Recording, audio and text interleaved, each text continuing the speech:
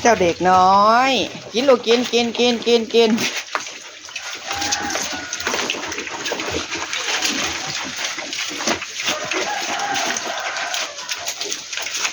เดี๋ยวใบกล้วยมาให้กินลูกกินกับต้นกล้วยจ้ะทุกคน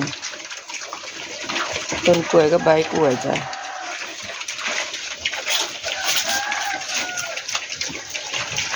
ต้นหน่อยกว่าหมู่ทุกคนเล็กสุดคือผู้หญิงตัวน้อยทุกคนจ้ะ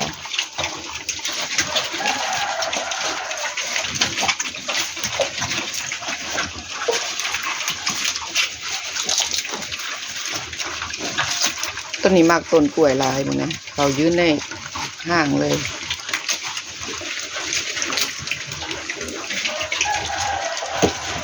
ผู้มากใบผู้มากต้นเอากินเข้าไปหลวก